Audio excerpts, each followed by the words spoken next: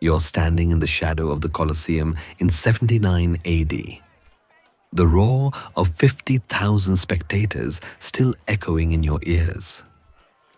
The sand beneath your feet is dark with blood, and the afternoon sun beats down mercilessly on the arena floor. But you're not here for the entertainment.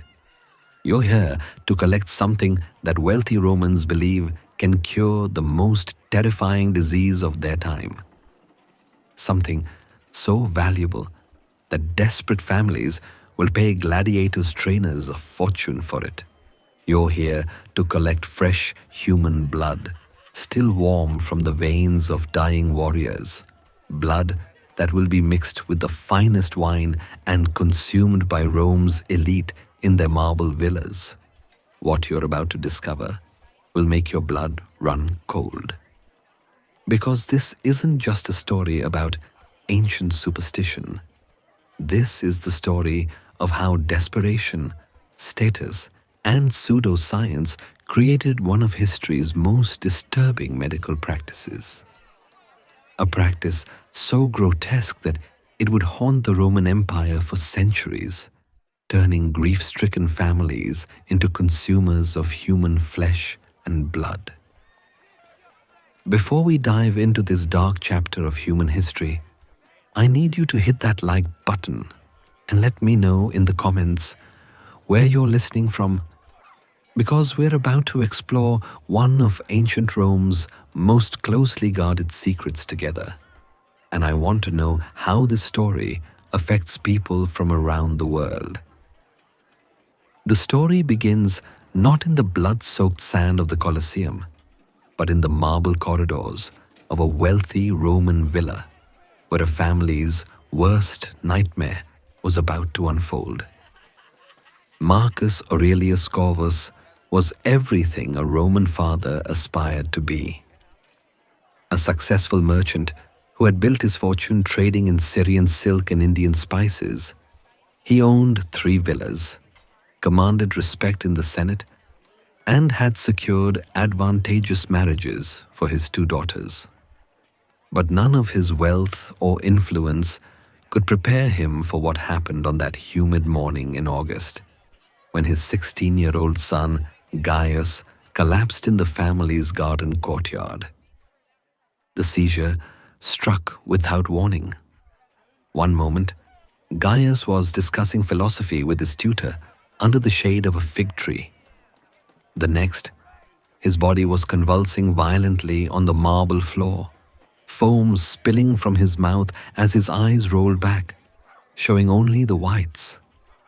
The household slaves stood frozen in horror as the young man's limbs thrashed uncontrollably, his breath coming in desperate rattling gasps. When the convulsions finally stopped, Gaius lay unconscious and still, so motionless that his mother, Claudia, pressed her ear to his chest to ensure his heart was still beating. The silence that followed was broken only by her quiet sobbing and the whispered prayers of the household servants. This was the morbus sacer, the sacred disease, what we now know as epilepsy.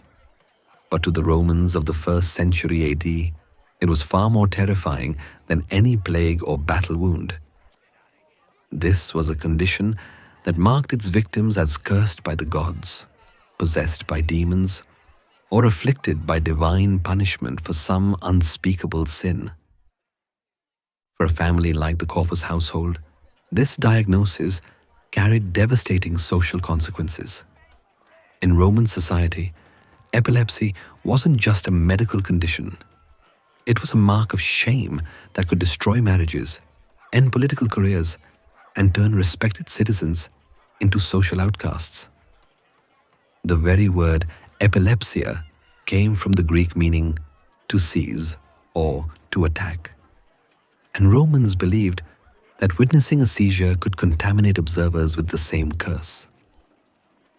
But Marcus Aurelius Corvus was not a man who accepted defeat easily. He had built his fortune by finding solutions where others saw only problems, and he would not watch his beloved son waste away from this mysterious affliction. What he didn't realize was that his desperate search for a cure would lead him into the darkest corners of Roman medicine, where the line between healing and horror had long since disappeared. The first physician Marcus consulted was Gaius Scribonius, a Greek doctor who practiced near the Forum. Scribonius examined the young man with the confidence of someone who had seen such cases before. He checked Gaius's pulse, examined his eyes, and asked detailed questions about the seizure, its duration, the movements of his limbs, whether he had bitten his tongue.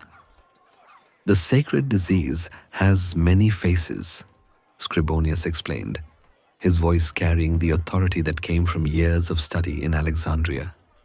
Some victims suffer only occasional mild episodes, while others endure daily torment. Your son's case appears severe, but not hopeless. The doctor prescribed a combination of traditional remedies, tinctures of peony root, which was believed to calm the brain, regular bloodletting to balance the humors, and a diet rich in fish and low in wine. But as days turned to weeks and weeks to months, Gaius's condition only worsened. The seizures came more frequently, sometimes 3 or 4 times in a single day, leaving the young man weak, confused, and increasingly isolated from his former life. Marcus tried everything conventional medicine could offer. He consulted physicians from Greece, Egypt, and Gaul. He paid astronomical sums for rare herbs from the mountains of Germania and precious stones from India that were supposed to ward off evil spirits. He even had his son examined by priests at the temple of Asclepius, the god of healing, where sacred snakes were allowed to crawl over Gaius's sleeping body in hope of a divine cure. Nothing worked. If anything, the seizures were becoming more violent and more frequent. It was during this period of mounting desperation that Marcus heard whispers of a different kind of treatment, one that respectable Roman doctors wouldn't openly discuss, but that was practiced in the shadows of the city's medical community. A treatment so controversial that it was spoken of only in hushed tones behind closed doors, away from the ears of the authorities. The cure involved gladiator blood. To understand how the Roman elite came to believe that drinking human blood could cure epilepsy, we need to step into the brutal world of the gladiatorial games and examine the twisted logic that connected violence with healing. The gladiatorial contests weren't just entertainment. They were religious rituals, elaborate ceremonies that the Romans believed honored the dead and pleased the gods.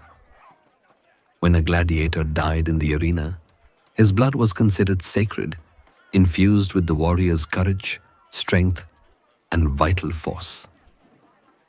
This wasn't mere superstition. It was a deeply held religious belief that had its roots in ancient Etruscan funeral rites.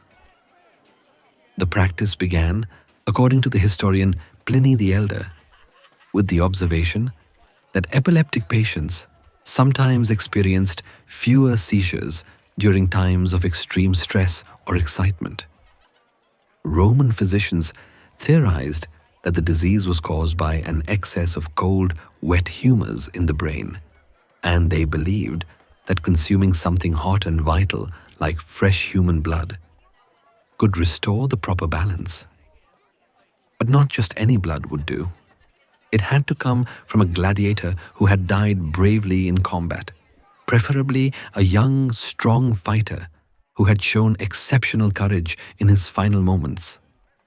The blood had to be fresh, still warm, collected immediately after death while the life force was still present.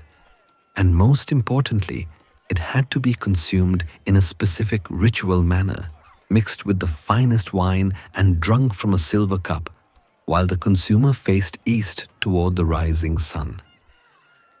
The logistics of this macabre trade were more complex than most Romans realized.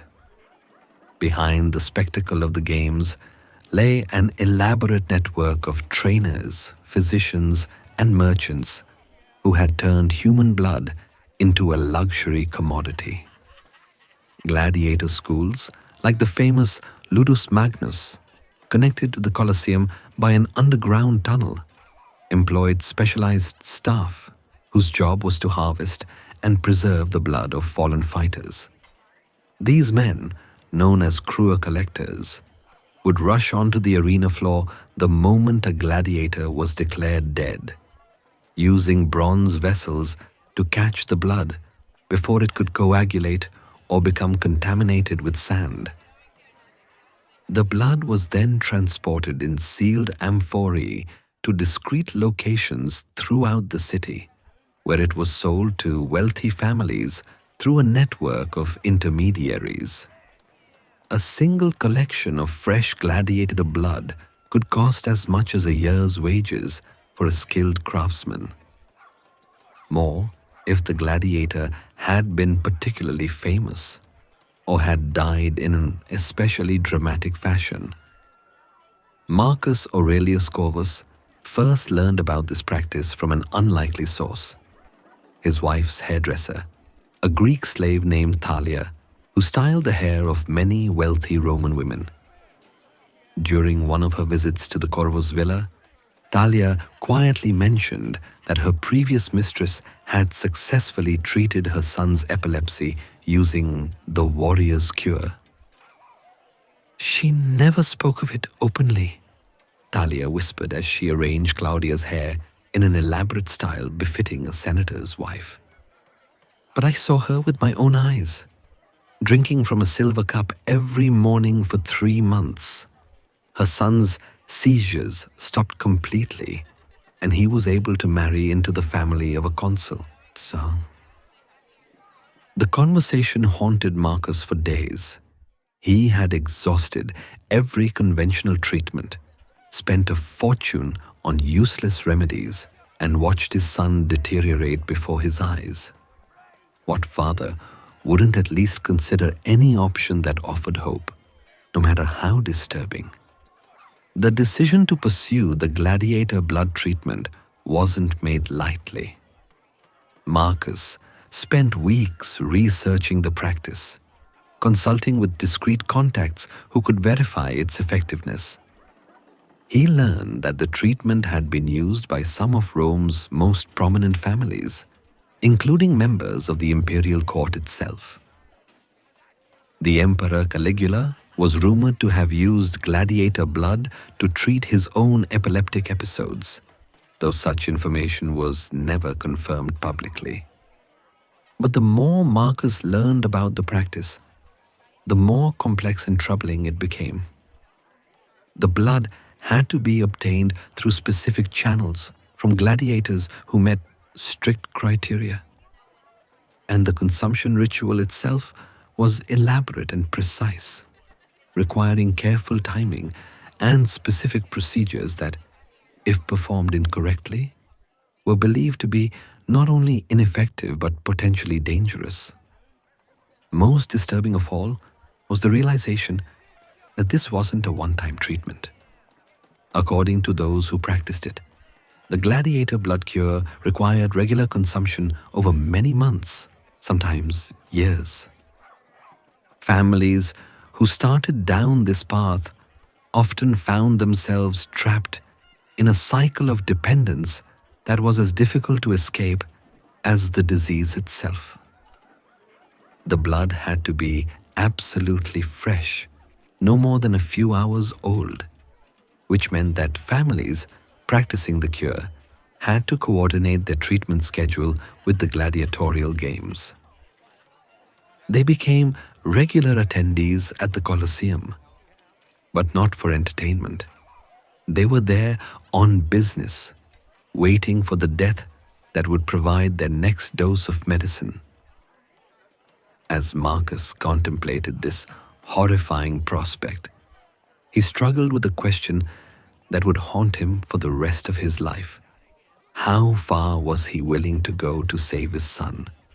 And what kind of man would he become in the process? The decision to pursue the gladiator blood treatment brought Marcus Aurelius Corvus into contact with a hidden world that existed parallel to respectable Roman society. A shadowy network of blood merchants, corrupt physicians, and desperate families who had crossed the line from conventional medicine into something far darker.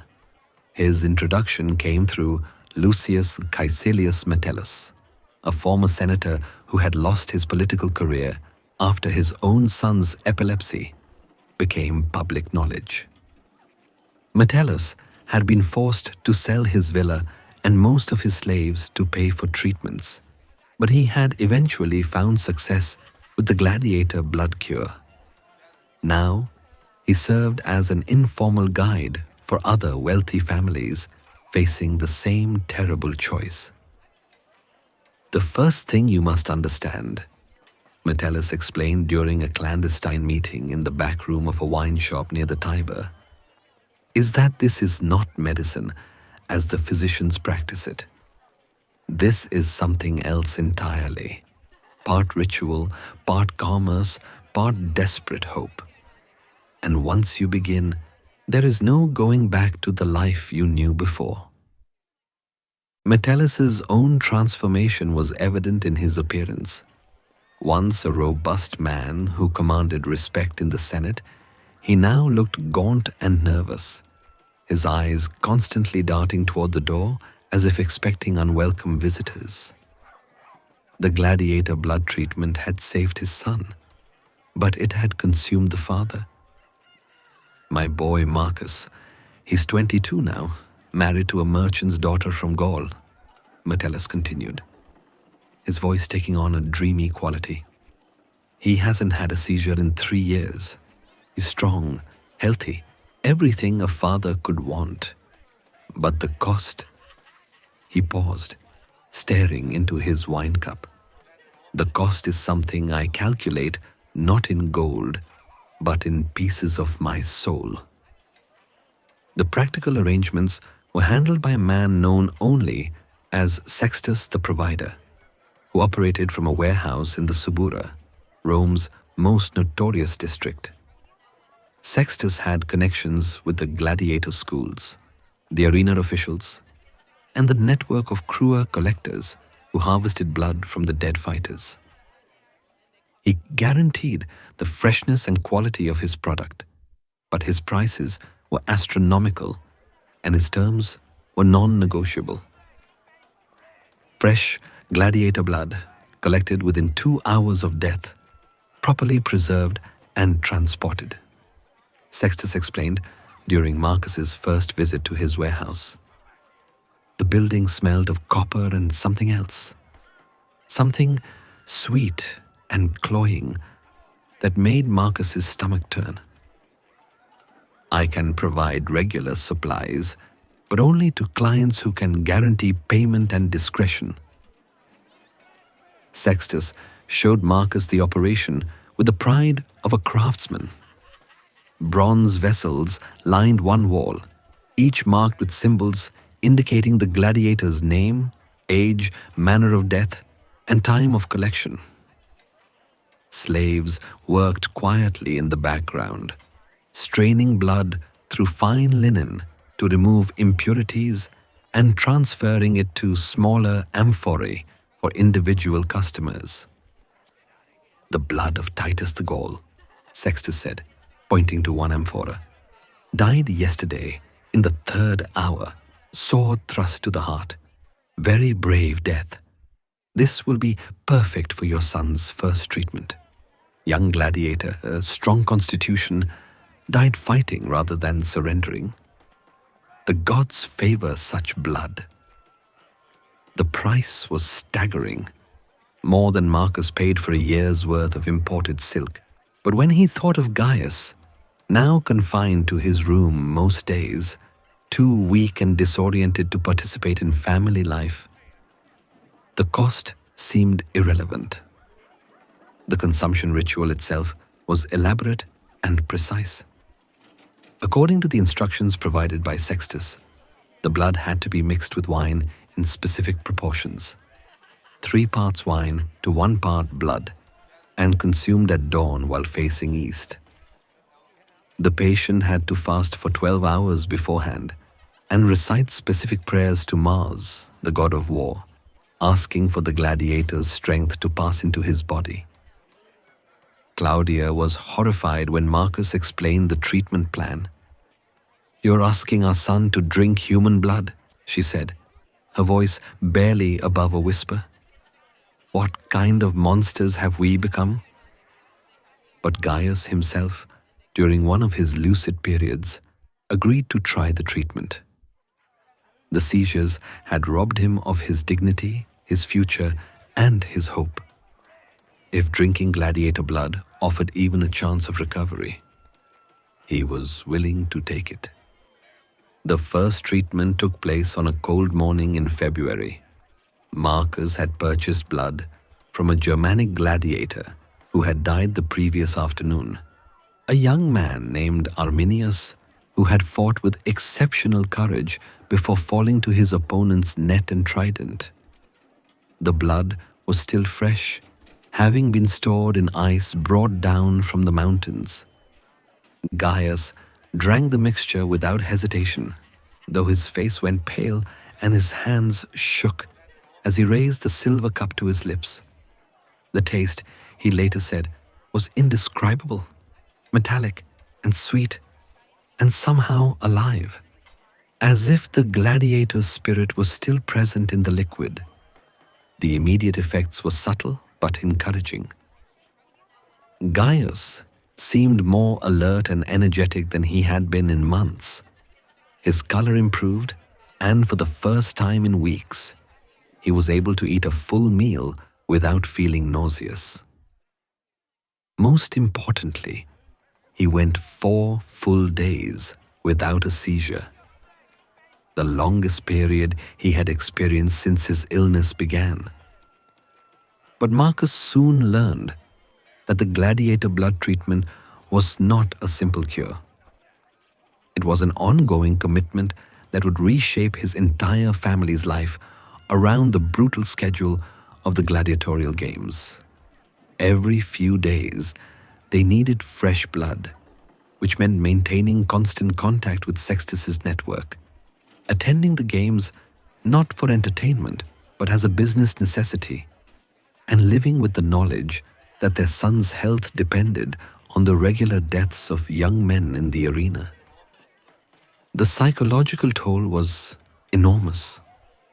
Claudia began having nightmares about gladiators, dreams where dead fighters would visit her bedside and demand to know why she was stealing their life force. Marcus found himself calculating the value of human lives in terms of his son's medical needs, watching the games with the cold eye of a merchant evaluating inventory. And still, the seizures continued, though less frequently. The gladiator blood treatment was not a cure. It was a management strategy that required constant feeding, like keeping a fire burning by continuously adding fuel. The family had entered into a Faustian bargain where their son's health was purchased with the blood of others, and there was no clear end in sight. 3 months into the gladiator blood treatment, just as Marcus was beginning to believe they had found a sustainable solution to his son's condition, Sextus the provider introduced him to an even more disturbing practice that promised to enhance the blood's effectiveness: the consumption of ground human bones. The blood gives strength and courage, Sextus explained during one of their regular meetings. But the bones provide structure, permanence. Think of it this way: the blood is like wine that intoxicates temporarily. But the bones are like bread that nourishes for the long term. The bone powder trade was even more secretive than the blood market, operating through a network that extended beyond the gladiatorial schools to include cemetery workers, executioners, and battlefield scavengers. The most prized bones came from young gladiators who had died violently, but the suppliers were not particular about their sources.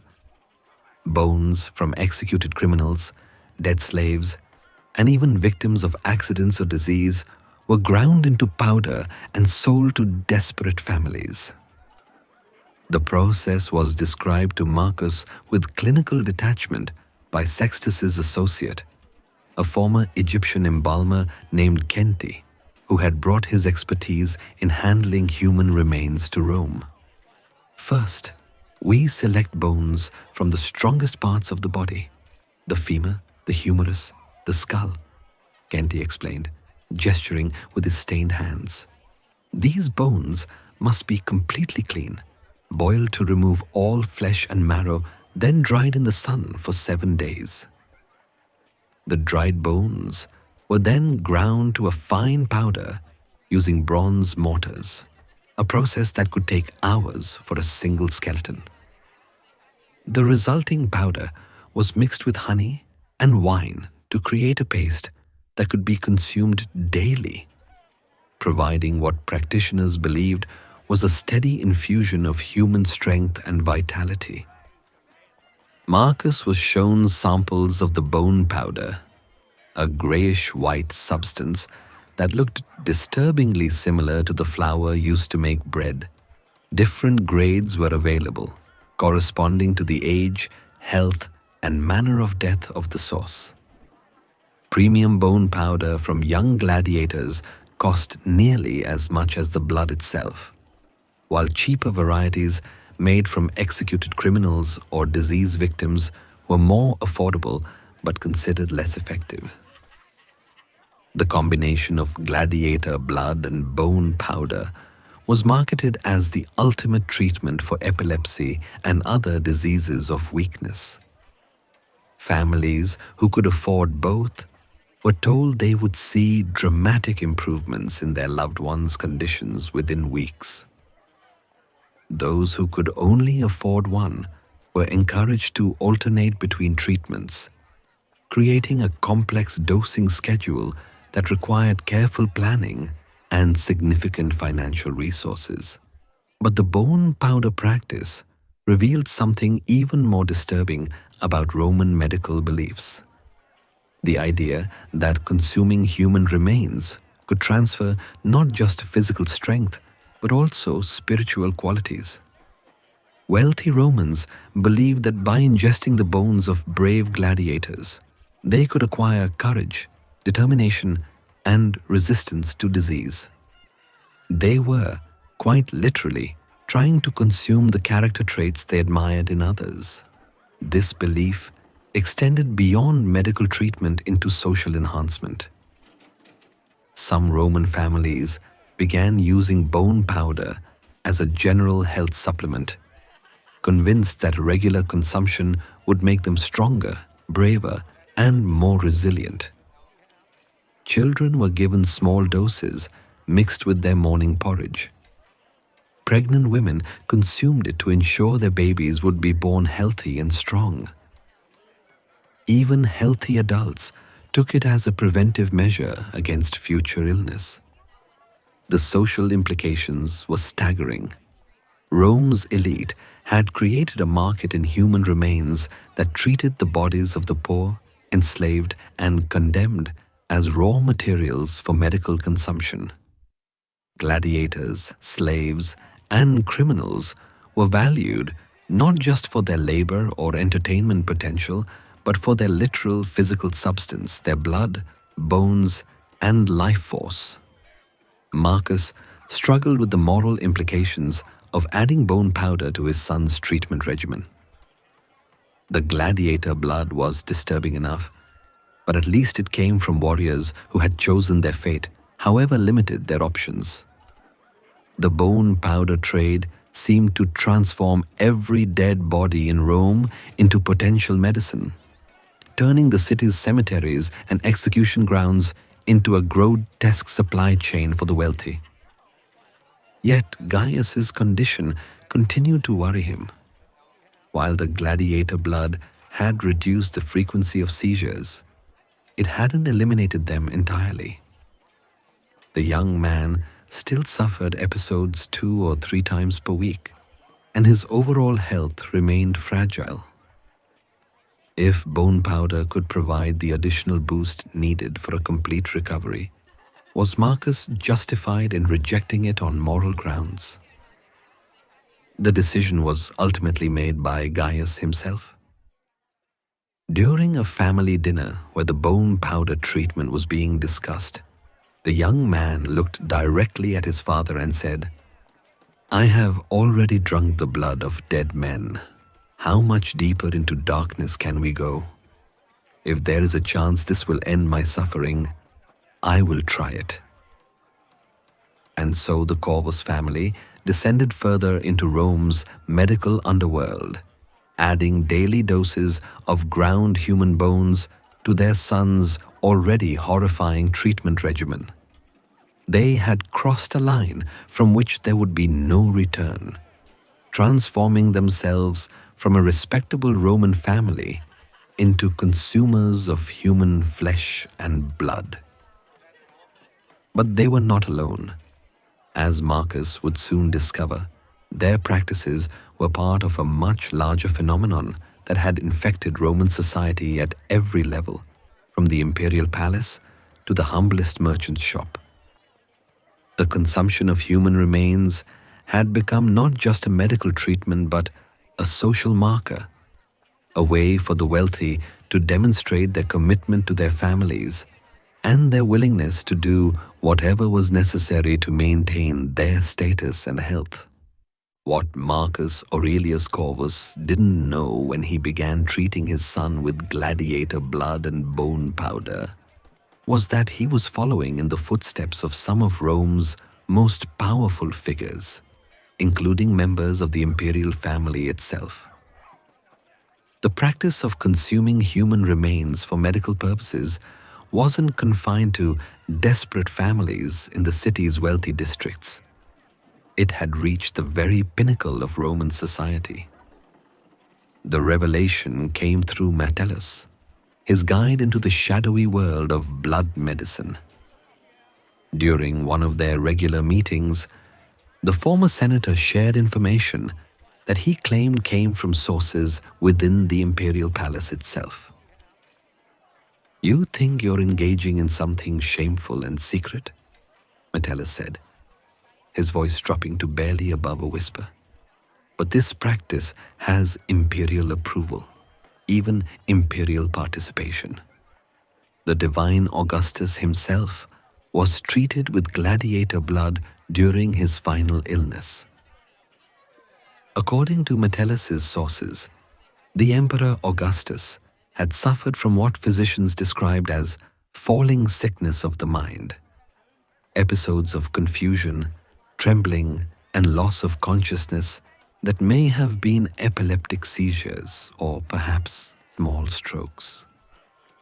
In his desperation to maintain his mental faculties and continue ruling the empire, Augustus had authorized his personal physicians to procure fresh gladiator blood from the arena.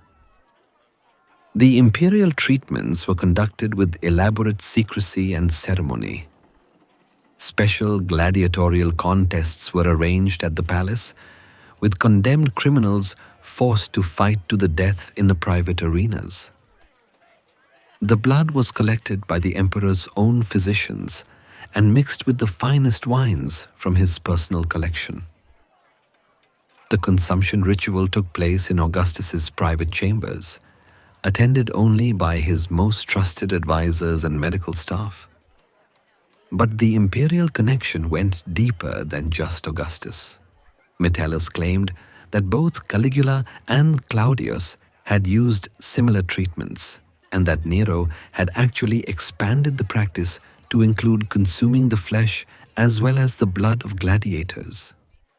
If these accounts were true, then the consumption of human remains wasn't just tolerated by Rome's rulers, it was actively practiced by them. Consider the logic, Metellus explained. If you were the emperor of Rome, commanding the greatest army in the world, wouldn't you want to possess the strength and courage of your finest warriors? The gladiatorial blood doesn't just treat disease, it transfers the essential qualities that make a man great. This information fundamentally changed how Marcus viewed his family's treatment regimen. They weren't engaging in a desperate, shameful practice that marked them as social outcasts. They were following medical protocols that had been tested and approved at the highest levels of Roman society. If emperors could justify consuming gladiator blood, surely a merchant protecting his son's health was acting within acceptable bounds.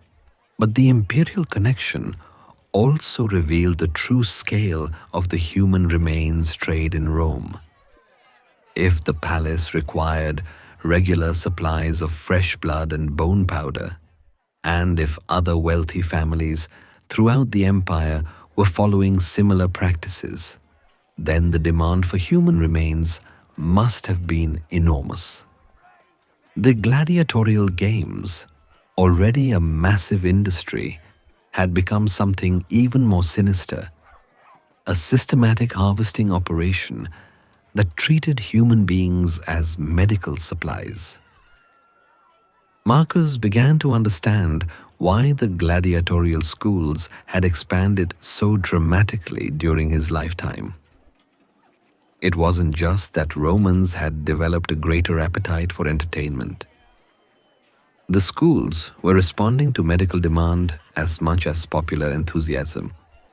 Every gladiator who died in the arena represented not just a spectacle for the crowd, but valuable medical inventory for wealthy customers. The revelation about imperial participation also explained why the authorities had never cracked down on the blood and bone powder trades, despite their obviously controversial nature.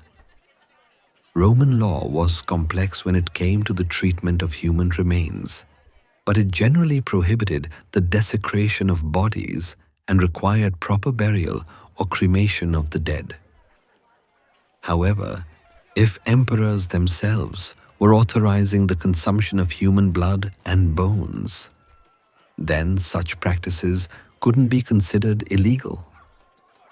This imperial sanction had created a moral framework that allowed wealthy Romans to justify their participation in what might otherwise be considered cannibalism. They weren't consuming human flesh for pleasure or from barbarian impulses. They were following medical protocols that had been endorsed by the most powerful and sophisticated leaders in the world. The psychological effect on Marcus was profound. The guilt and shame that had plagued him since beginning his son's treatment began to fade, replaced by a sense that he was participating in a legitimate and time-tested medical practice. If emperors trusted gladiator blood to maintain their health and mental acuity, then surely it was sophisticated medicine rather than primitive superstition. But this newfound confidence came with disturbing implications. If the consumption of human remains was standard practice among Rome's elite, then what did that say about the nature of Roman civilization itself? The empire that prided itself on law, order, and sophisticated culture was, at its core, sustained by the systematic consumption of human flesh and blood. Marcus began to see connections everywhere. The massive investment in gladiatorial schools and arenas wasn't just about public entertainment. It was medical infrastructure. The careful breeding and training of gladiators wasn't just about creating better fighters. It was about producing higher quality medical supplies. The elaborate rituals surrounding gladiatorial death weren't just religious ceremony. They were quality control measures for a medical industry. Even the empire's military conquests took on new meaning when viewed through this lens.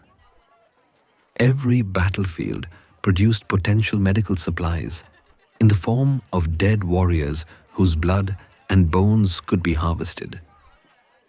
The Roman legions weren't just conquering territory. They were acquiring raw materials for the medical practices that kept the empire's elite healthy and strong. This realization was simultaneously comforting and horrifying. Comforting because it meant that Marcus's family was not alone in their practices, that they were part of a larger system that included the most powerful people in the world. Horrifying because it revealed that the entire Roman Empire might be built on a foundation of systematic cannibalism disguised as medicine. But for a father watching his son slowly recover from a devastating illness, such philosophical concerns seemed secondary. Gaius was getting better. The seizures were becoming less frequent and less severe. He was regaining his strength, his color, and his hope for the future. If gladiator blood and bone powder could give his son a normal life, then Marcus was prepared to embrace whatever moral compromises that required. The imperial connection had transformed his understanding of his family's practices, but it hadn't changed his fundamental priorities. Whatever the broader implications for Roman society, his primary concern remained the health and happiness of his son. And in that narrow focus, the treatment appeared to be working. 6 months into the treatment regimen, combining gladiator blood and bone powder, Gaius Aurelius Corvus was showing remarkable improvement. The violent seizures that had once struck him multiple times daily had diminished to perhaps 1 or 2 episodes per week, and even these were less severe than before. His strength had returned, his mind was clear, and for the first time since his illness began, he was able to participate in family activities and social gatherings. But the family's recovery came at a cost that went far beyond the astronomical financial expenditure. The Corvus household had been fundamentally transformed by their participation in Rome's human remains trade, and the changes affected every aspect of their daily life. Marcus had become obsessed with the gladiatorial games, but not in the way that normal Romans enjoyed the spectacle. He attended every contest with the calculating eye of a businessman, evaluating the gladiators not for their fighting skills, but for their potential medical value. He took notes on their ages, their physical condition, their fighting styles, and their likelihood of dying in upcoming matches. He had developed relationships with the Lanistae, the gladiator trainers, who would alert him when particularly promising fighters were scheduled for dangerous matches. "That one there," Marcus would say to his companions in the imperial box, pointing to a young Thracian fighter preparing for combat. Strong shoulders, good muscle tone, probably 22 or 23 years old. If he dies today, his blood will be excellent quality.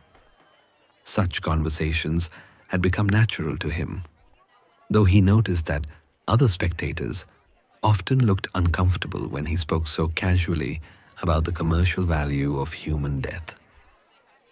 Claudia had developed her own disturbing adaptations to their new lifestyle. She had learned to prepare the daily bone powder mixture with the precision of a skilled pharmacist. measuring exact proportions of ground human remains, honey, and wine. She had acquired specialized equipment, bronze scales for weighing powder, silver spoons for mixing, and consecrated cups for serving the mixture to her son.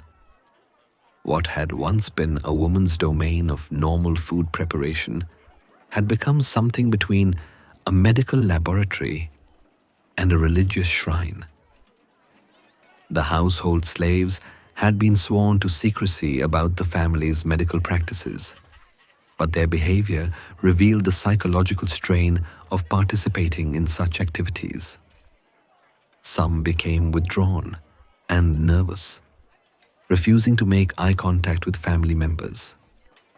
Others developed an almost fanatical devotion to the treatment's success, as if their own moral salvation depended on Gaius's complete recovery.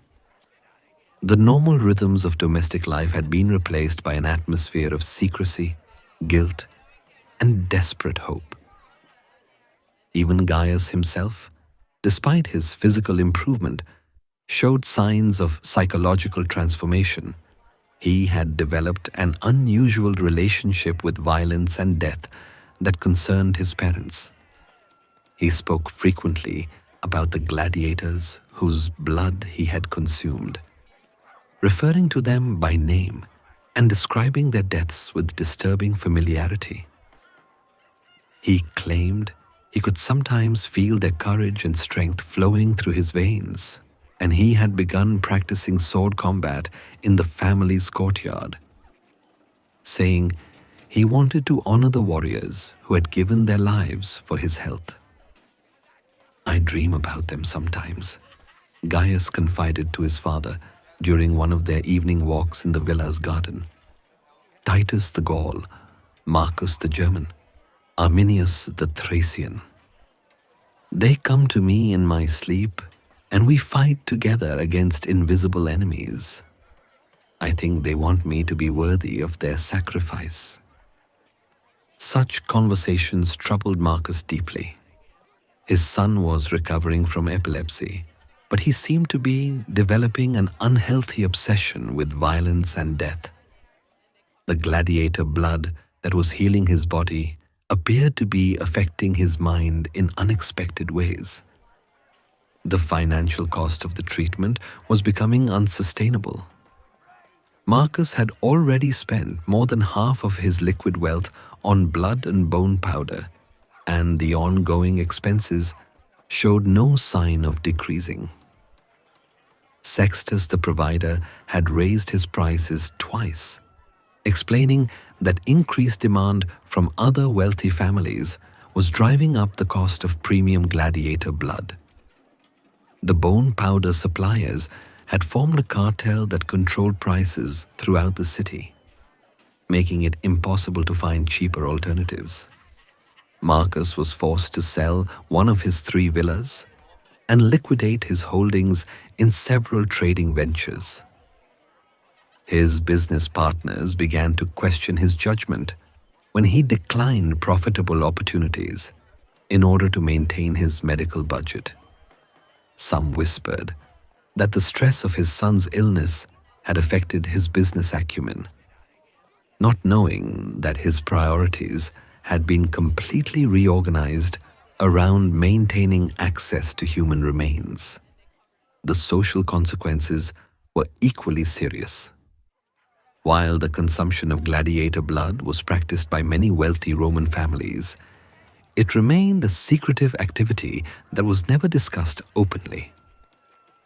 The Corvus family found themselves increasingly isolated from their former social circle, unable to explain their regular absences from normal social events or their obvious financial difficulties.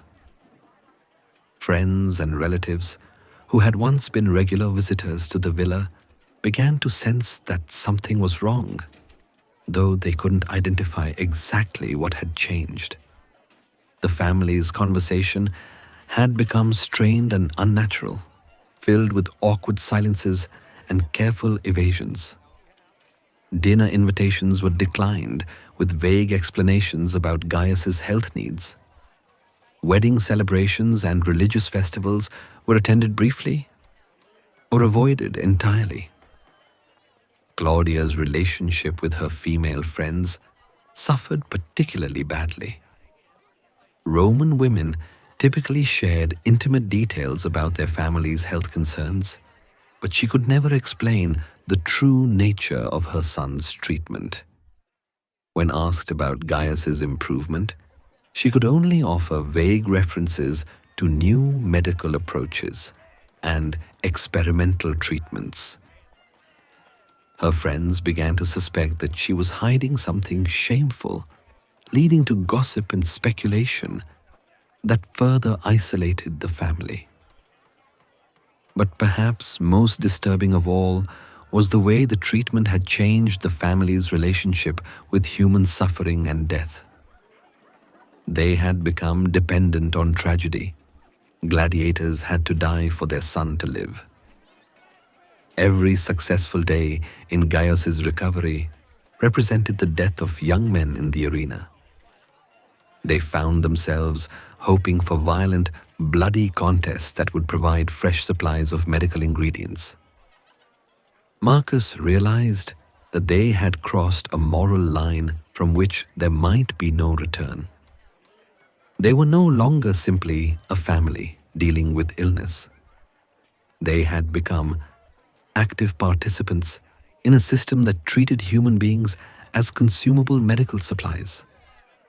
And while Gaius was undeniably getting better, the cost of his recovery was transforming them into something they might not recognize as their former selves. Yet when Marcus watched his son laughing with his friends, discussing philosophy with his tutors, and making plans for his future, he found it impossible to regret the choices they had made. Whatever moral compromises had been necessary, whatever financial sacrifices had been required, whatever social consequences they would face, none of it mattered compared to seeing Gaius healthy and happy again. The question that haunted him was whether this improvement would be permanent, or whether they had trapped themselves in a cycle of dependence that would last for the rest of their lives. And if the treatment had to continue indefinitely, what kind of people would they become after years of consuming human blood and bones? Just as Marcus Aurelius Corvus was beginning to believe that his family had found a sustainable solution to their crisis, the entire network of blood and bone powder suppliers in Rome began to unravel in a scandal that would expose the true horror of the human remains trade. It started with a discovery in the Subura district that would send shockwaves through the city's medical community. City officials investigating complaints about strange smells emanating from a warehouse found something that defied even Rome's notoriously flexible moral standards. A systematic operation for harvesting body parts from the living.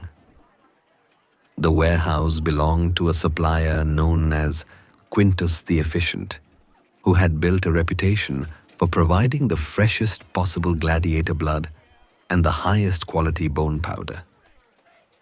His prices were premium, but his customers, including several senatorial families, had been willing to pay extra for what they believed was superior medicine. What the investigators found was a charnel house that revealed the depths to which the human remains trade had sunk. Quintus had been supplementing his gladiator blood supplies by purchasing slaves from the city's markets.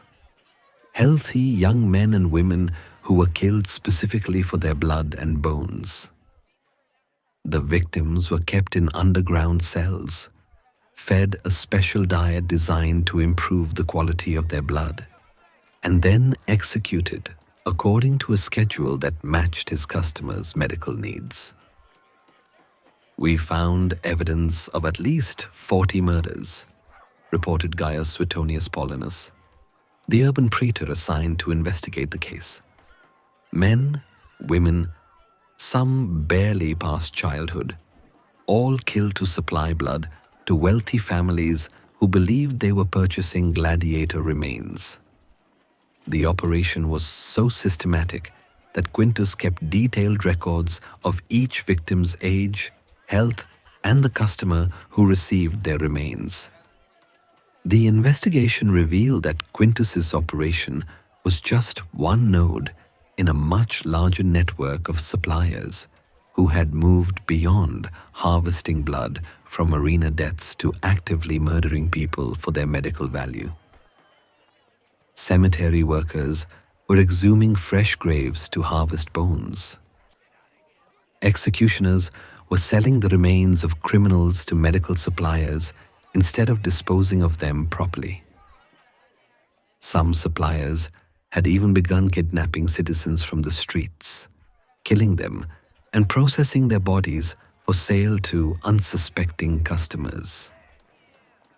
Marcus learned about the scandal from Metellus, who arrived at his villa in a state of panic. "We've been consuming the blood of murdered innocents," he said, his face pale with horror. "Not gladiators who died in honorable combat, but slaves and citizens who were killed specifically to supply our medical needs. We've become unwitting participants in mass murder." The revelation shattered Marcus's carefully constructed justifications for his family's medical practices. He had convinced himself that consuming gladiator blood was morally acceptable because it came from warriors who had chosen their fate, men who died with honor in pursuit of glory and freedom. But if his suppliers had been mixing murdered slaves with genuine gladiator remains, then his son had been consuming the blood of innocent victims. The legal consequences were immediate and severe. Roman law was quite clear about murder, regardless of the victim's social status, and the authorities moved quickly to arrest the suppliers and shut down their operations. Quintus the Efficient was condemned to death in the arena, an ironic fate that would make his own blood available to the medical market he had corrupted.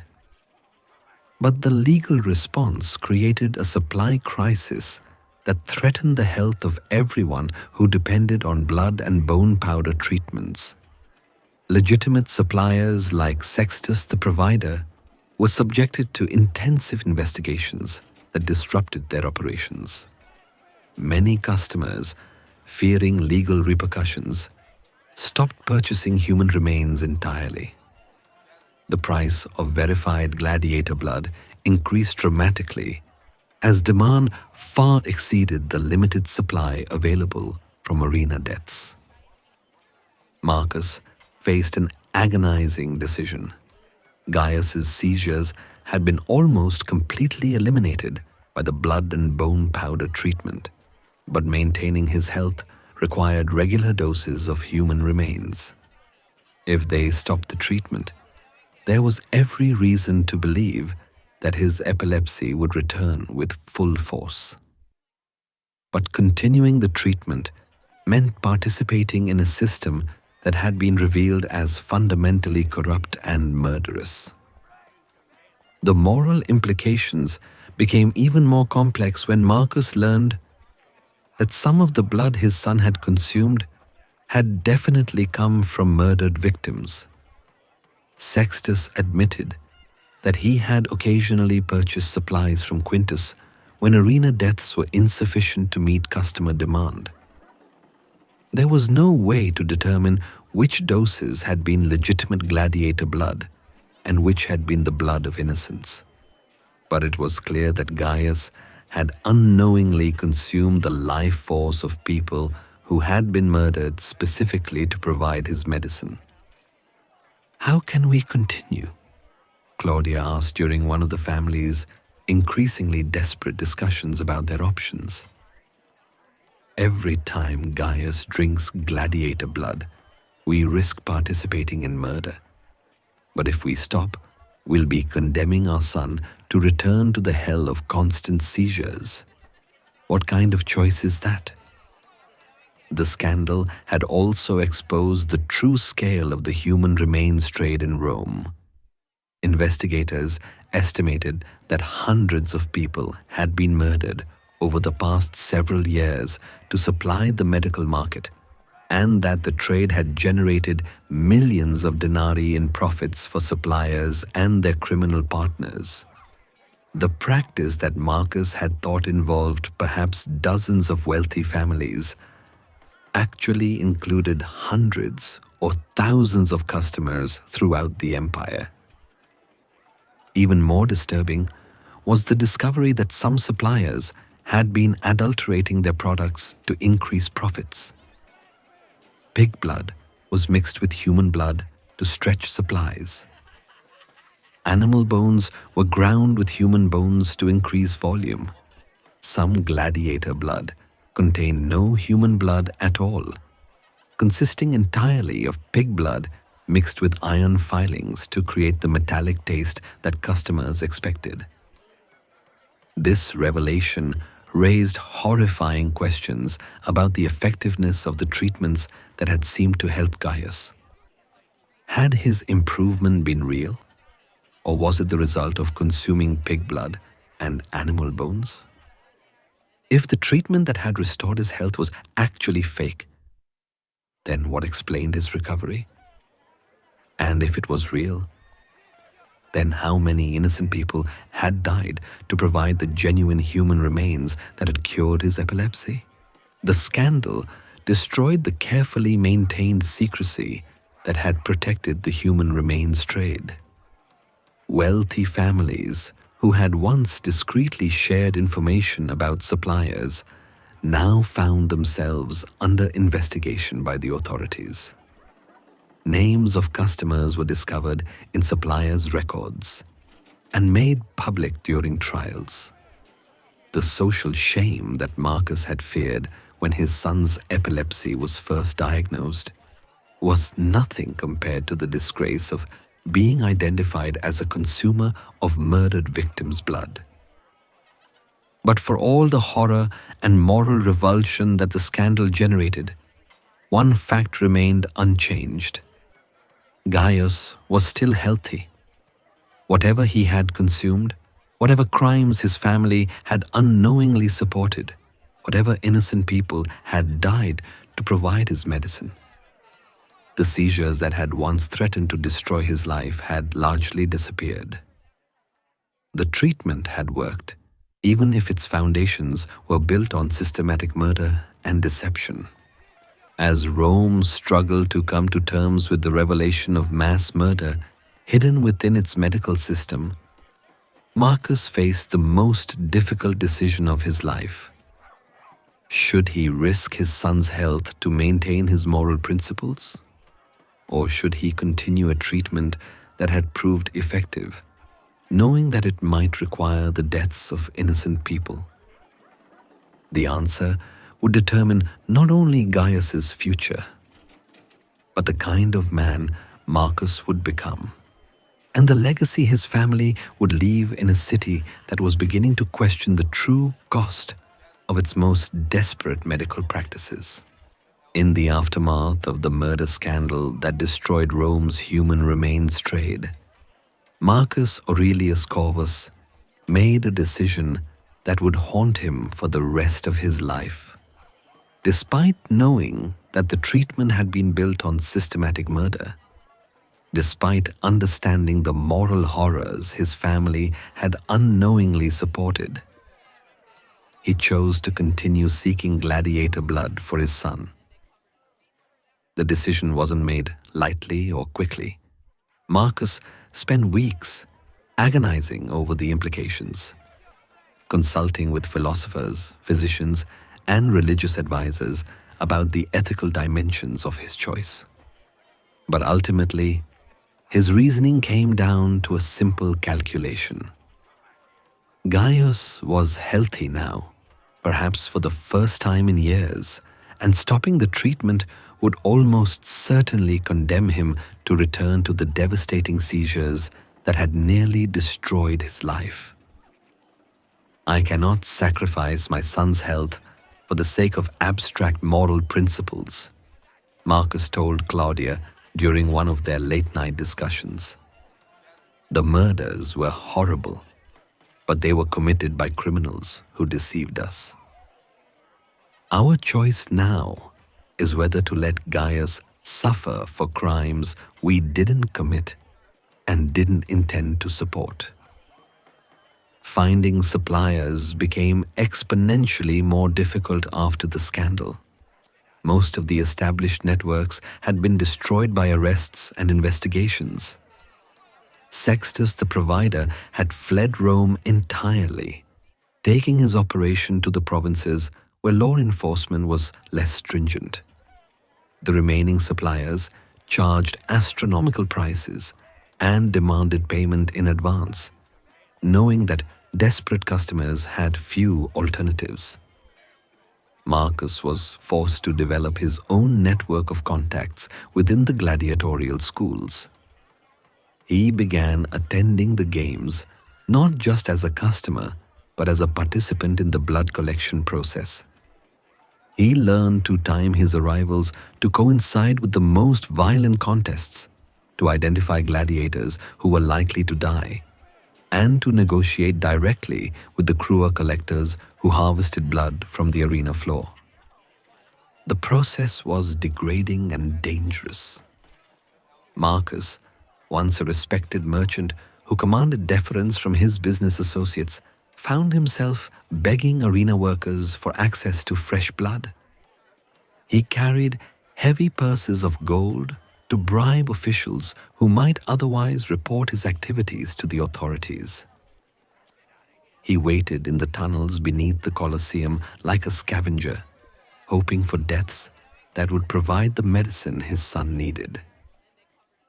But the most disturbing aspect of his new role was how natural it began to feel.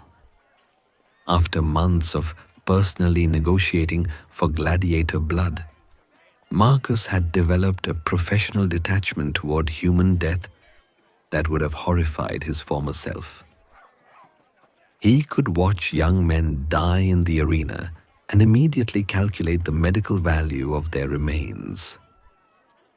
He could discuss the quality of different gladiators' blood with the same objectivity he had once applied to evaluating silk and spices. Gaius, meanwhile, continued to improve. The seizures became increasingly rare, occurring perhaps once or twice per month, and with much less severity than before. His strength returned completely, and he was able to resume most normal activities. He began courting the daughter of another merchant family, planning a marriage that would have been impossible during the worst period of his illness. But the young man also showed signs of psychological changes that worried his parents. He had developed an obsession with gladiatorial combat that went beyond normal Roman interest in the games. He spent hours each day practicing sword work and net fighting, claiming that he owed it to the gladiators whose blood he had consumed to become skilled in their arts. He spoke about the dead fighters as if they were personal friends, describing their fighting styles and recounting their deaths with disturbing accuracy. "I can feel them inside me sometimes," Gaius told his father during one of their training sessions in the villa's courtyard. "When I hold a sword, I can feel Titus the Gaul guiding my hand. When I'm angry, I can feel Marcus the German's rage flowing through my veins. They are not dead, Father. They live on in me." Such statements suggested that the gladiator blood treatment was having psychological effects that the Roman physicians had never anticipated. Gaius seemed to believe that consuming human blood had literally transferred the personalities and memories of dead gladiators into his own mind. Whether this was a real supernatural phenomenon or a psychological reaction to the knowledge of what he had consumed, it represented a profound change in his mental state that troubled his family. The financial cost of maintaining the treatment independently was devastating. Without the economies of scale that suppliers like Sextus had achieved, Marcus was paying far more for blood than he had during the height of the trades organization.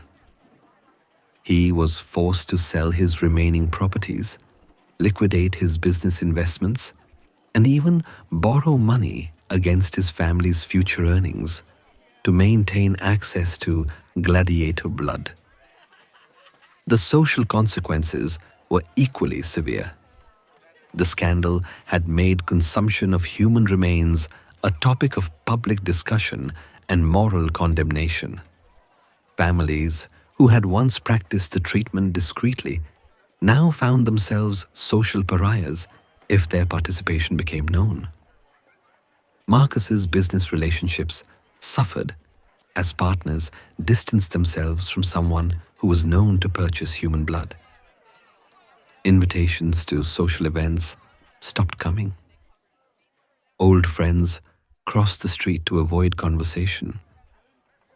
But perhaps most troubling was the realization that the treatment might need to continue indefinitely.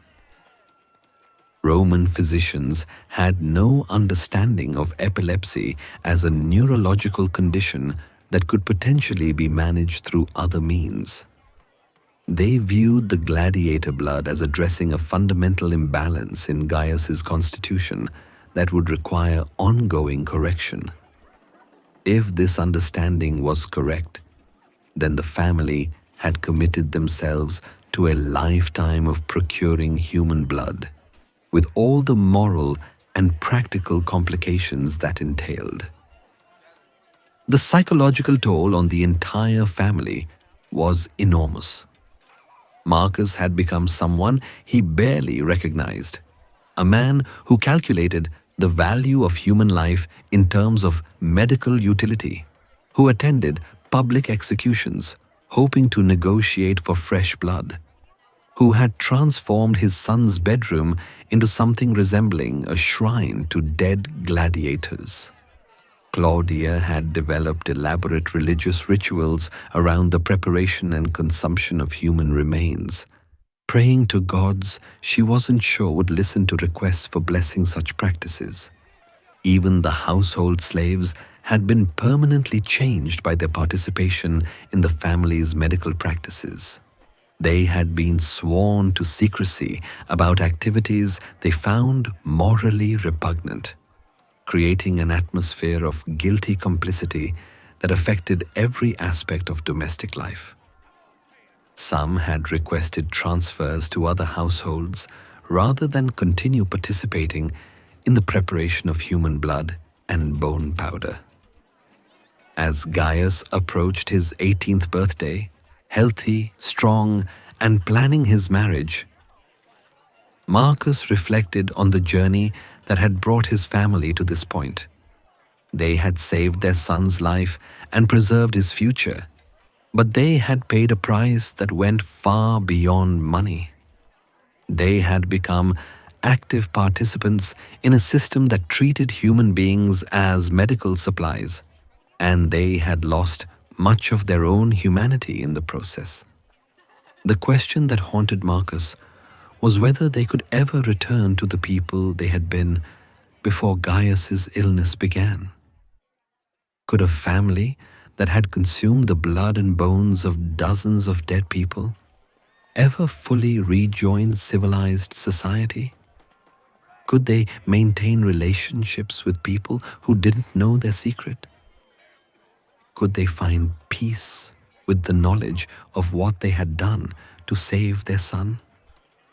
But when Marcus watched Gaius laughing with his friends, planning his future, and living the normal life that had once seemed impossible, he found that he could live with almost any moral compromise. His son was alive, healthy, and happy. In the end, that was worth any price, including the price of his own soul. The practice of consuming gladiator blood and human bone powder for medical purposes continued in Rome for nearly 3 more centuries, evolving and adapting despite periodic scandals and official disapproval. What began as a desperate treatment for epilepsy eventually became a general health practice among the Roman elite, spreading throughout the empire and influencing medical traditions that would persist long after Rome itself had fallen. The story of Marcus Aurelius Corvus and his family represents just one thread in a much larger tapestry of ancient medical practices that reveal the darkest aspects of human desperation and social inequality. Their experience illustrates how fear of disease and death can drive civilized people to embrace practices that violate their deepest moral convictions, and how systems of oppression can create markets in human suffering that disguise themselves as a legitimate medical treatment. But the gladiator blood phenomenon also reveals something profound about the human condition that transcends its specific historical context.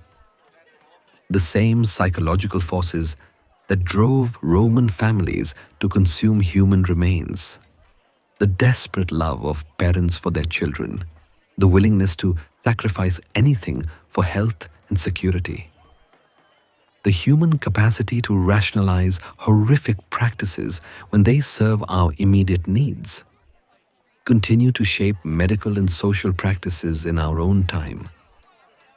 Gaius Aurelius Corvus lived to the age of 63, married successfully, and fathered 4 children, none of whom showed signs of epilepsy. His seizures never completely disappeared, but they remained manageable throughout his life, occurring perhaps once or twice per year with relatively mild symptoms. Whether this improvement was due to the gladiator blood treatment, the natural progression of his condition, or some combination of factors, remains unknown. Marcus continued purchasing gladiator blood for his son until his own death at age 57, probably from the stress and exhaustion of maintaining such an expensive and morally complex medical regimen. He never fully recovered his fortune or his social standing, but he maintained until his final day that he had made the right choices for his family. His last words, according to family records, were, "I saved my son." Claudia survived her husband by 15 years, eventually becoming something of an expert in the preparation and administration of human remains for medical purposes. She discreetly advised other families facing similar medical crises, though she never again participated directly in the blood trade. She established a small shrine in her home dedicated to the gladiators whose blood had saved her son, and she maintained daily prayers for their spirits until her death. The broader human remains trade in Rome eventually collapsed, not because of moral objections or legal prohibitions, but because of changing medical theories and the rise of Christianity. As Roman physicians developed new understanding of disease and treatment, and as Christian theology challenged the spiritual foundations of consuming human remains, the practice gradually declined and disappeared. But the legacy of Rome's blood medicine extends far beyond its immediate historical context. The willingness of desperate families to consume human remains reveals fundamental truths about the relationship between medicine, morality, and social power that remain relevant in our contemporary world. We continue to face situations where medical treatments require morally questionable practices, organ transplants that depend on tragic deaths, pharmaceutical research that exploits vulnerable populations, genetic therapies that raise questions about human enhancement and equality. The psychological mechanisms that allowed Roman families to justify consuming gladiator blood are not fundamentally different from those that shape our own medical decisions. When faced with life-threatening illness, the story of gladiator blood also illustrates how systems of oppression can create markets in human suffering that disguise themselves as legitimate commerce. The gladiators, slaves, and condemned criminals whose remains were consumed by wealthy Romans had no choice in how their bodies were used after death. Their blood and bones became commodities in a market that served the needs of the powerful while treating the powerless as raw materials. This dynamic continues in various forms in our contemporary world, from the global organ trade that exploits the poor to provide life-saving treatments for the wealthy, to pharmaceutical testing that uses vulnerable populations as subjects for research that primarily benefits developed nations. The moral frameworks that allowed Romans to rationalize the consumption of human remains are not so different from those that allow us to rationalize contemporary practices that treat human beings as medical resources. Perhaps most disturbingly, the gladiator blood phenomenon reveals how quickly and completely moral boundaries can shift when health and survival are at stake. The Corvus family began as respectable, law-abiding Roman citizens with conventional moral values. Within months of confronting their son's illness, they had become active participants in a system of systematic murder and cannibalism. Their transformation illustrates the fragility of ethical principles when confronted with existential threats to those we love. This psychological vulnerability remains constant across cultures and historical periods. The same desperation that drove Roman families to consume human blood continues to drive contemporary medical decisions that violate our stated ethical principles. Parents facing their children's illnesses will consider treatments they would normally find morally repugnant. Patients confronting terminal diagnoses will embrace therapies they would previously have rejected as barbaric or exploitative. The legacy of Rome's blood wine and bone powder serves as a warning about the dangers of medical desperation and the ease with which civilized societies can rationalize practices that violate human dignity. But it also serves as a reminder of the power of love and the lengths to which people will go to protect those they care about, even when those lengths lead them into moral darkness. In the end, the story of gladiator blood reveals that the line between civilization and barbarism is not as clear or as permanent as we might like to believe. Under sufficient pressure, faced with sufficient fear, confronted with sufficient desperation, even the most sophisticated and morally advanced societies can descend into practices that consume human beings in the name of healing and hope. The blood-stained sand of the Colosseum has long since been washed clean, and the amphitheaters where gladiators died for medicine as well as entertainment have crumbled into romantic ruins. But the psychological and social forces that created Rome's market in human remains continue to shape our world, reminding us that the price of civilization is constant vigilance against our own capacity for rationalized cruelty in the name of love, health, and survival.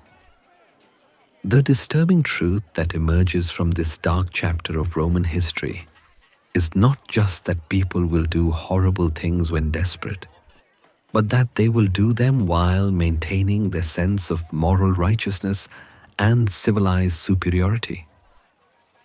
The families who consumed gladiator blood didn't see themselves as barbarians or cannibals.